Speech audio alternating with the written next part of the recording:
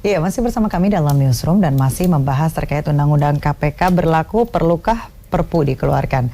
Saya ke Pak Kurnia tadi sebelum jeda. Pak Kurnia, seperti apa sebenarnya, sudah bisa dikeluarkan atau belum sih Perpu ini? Yang pertama memang yang harus diletakkan sebagai dasar itu, Perpu itu adalah hak konstitusional Presiden. Baik. Hak subjektif Presiden.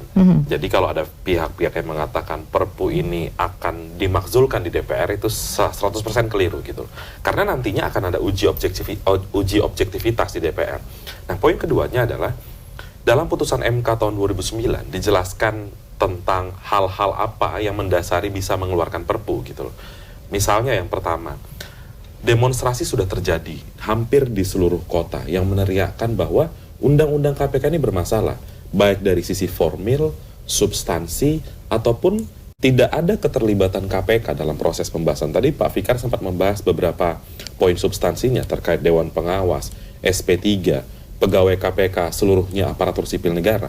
Ini kan yang menjadi perdebatan hari ini. Poin selanjutnya adalah Presiden Jokowi berkali-kali menarasikan ingin memperkuat KPK. Menjelaskan tentang keberpihakannya pada pemberantasan korupsi. Bahkan kalau kita mengacu pada janji Jokowi 5 tahun yang lalu, sebelum menjadi presiden, Jokowi mengatakan ketika saya menjadi presiden nanti, saya akan memperkuat KPK. Dan ini saatnya kita tagih sekarang janjinya begitu. Karena praktis selama 5 tahun ke belakang, kita tidak melihat ada kebijakan yang sangat bagus dikeluarkan Jokowi untuk KPK ke depan. Dan sebenarnya kalau kita melihat rezim pemerintahan Jokowi yang memang fokus pada investasi dan infrastruktur, maka dari itu penting untuk memperkuat KPK.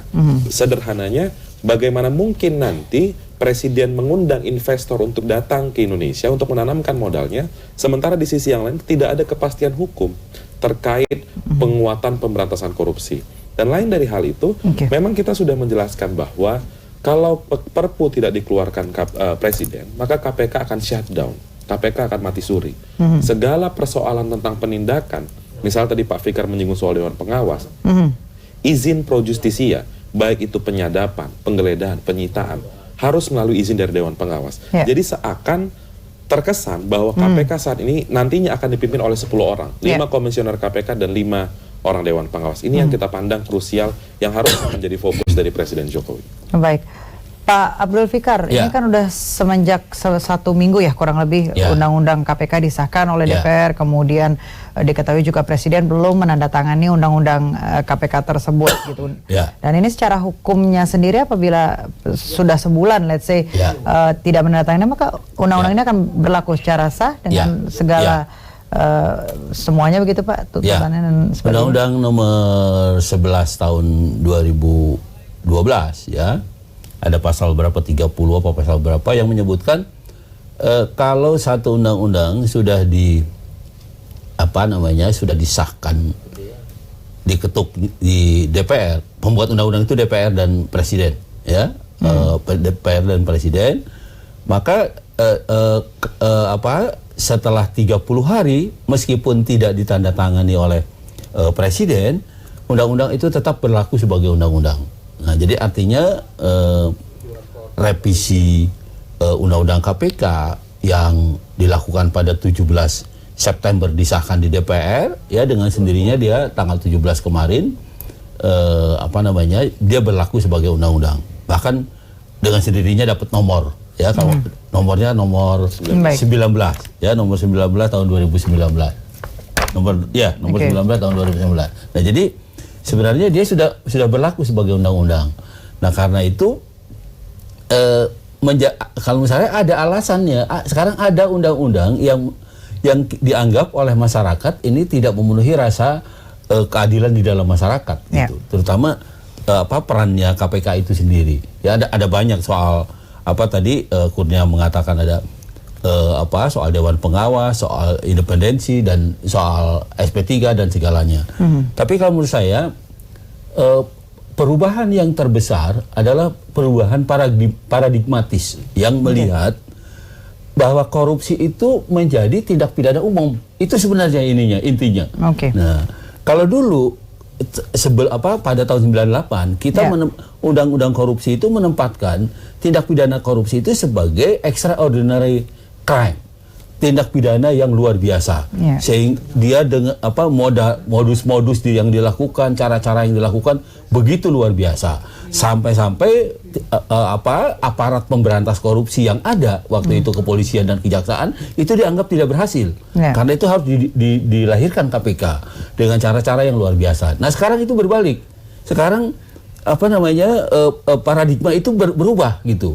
Sekarang pandangan saya nggak tahu apakah karena yang banyak ditangkap oleh DPR itu oleh KPK itu dari DPR atau ada faktor lain, tapi sekarang sengaja dirubah ininya dirubah menjadi tindak pidana umum begitu. Nah, berarti nggak perlu lagi ada tipikor. Jadi korupsi itu sama dengan maling ayam, korupsi itu sama dengan maling sendal gitu, sama betul. Karena itu saya bilang ini perubahan yang paling pokok itu gitu. Demikian juga umpamanya pergeseran lembaga independen yang bisa bertindak independen tanpa harus ada tekanan dari sana sini, itu dirubah ya, digeser menjadi lembaga yang murni pegawai negeri, murni lembaga birokrasi yang bisa dikendalikan kalau menurut saya ya. Nah, karena itu KPK menjadi instansi yang sebenarnya akan sama dengan instansi pemerintah segala. Apalagi kalau lihat konsiderasi undang-undangnya ya, KPK itu diarahkan menjadi lembaga pencegahan. Sepertinya penindakan itu menjadi tempelan saja gitu. Ya, nantinya udah tidak ada lagi OTT dan sebagainya. Ya, yang ada itu nanti difokuskan pada pencegahan. Pada pencegahannya. Nampaknya seperti itu gitu. Padahal ya ada beberapa pendapat yang dominan juga yang menyebutkan bahwa ini adalah konsekuensi dari sistem presidensialisme gitu. Karena itu kemudian semua aparat di bawah pemerintahan harus menjadi di bawah presiden. Saya bilang nggak begitu. Ada beberapa lembaga ya yang memang independen. Umpamanya apa? BI, Bank Indonesia. Bank Indonesia itu lembaga independen yang pegawainya juga bukan ASN. Pegawainya itu bukan pegawai negeri. Dia pegawai BI, digaji sendiri, atau lembaga-lembaga lain seperti ada ombudsman dan sebagainya gitu. Sebenarnya nggak ada masalah sebenarnya. Baik, gitu. Pak Kurnia sendiri melihatnya seperti apa nih? Bahwa ada tadi sempat disebutkan oleh Pak Fikar, adanya KPK ini menjadi pidananya lebih diarahkan kepada umum begitu, bukan extraordinary crime lagi. Iya, poin hal lainnya yang cukup krusial adalah kasus-kasus besar yang sedang ditangani KPK sangat mungkin dihentikan akibat adanya undang-undang KPK yang baru. Kalau kita mengacu pada undang-undang KPK yang sebelumnya, pasal 40 menyebutkan bahwa KPK tidak berwenang mengeluarkan SP3. Sedangkan di undang-undang KPK yang baru dijelaskan bahwa kasus-kasus yang belum selesai dengan limitasi waktu 2 tahun, maka kasus itu dapat dihentikan. Ada dua poinnya. Poin pertamanya adalah Undang-Undang KPK yang baru ini bertentangan dengan 3 putusan MK 2003, 2006, dan 2010. Mahkamah Konstitusi sudah menegaskan bahwa KPK memang tidak berwenang mengeluarkan SP3 karena KPK adalah lembaga yang extraordinary, diharapkan agar penanganan perkaranya lebih prudent. Dan kalau poin keduanya adalah misalnya kasus BLBI dengan kerugian negara 4,58 triliun, kasus KTP elektronik 2,3 triliun, kasus Garuda yang melibatkan Emir Sashatar, itu kan memang kasus-kasus yang tingkat kerumitannya tinggi. Kalau kita berbicara soal tangkap tangan misalnya, itu kasus yang mudah. Dengan modal penyadapan terbukti di persidangan orang itu bersalah. Tapi kalau kasus-kasus yang mengumpulkan buktinya perlu waktu dan perlu mendatangi beberapa kota bahkan beberapa negara, maka itu membutuhkan waktu menjadi tidak relevan jika dibatasi waktu 2 tahun.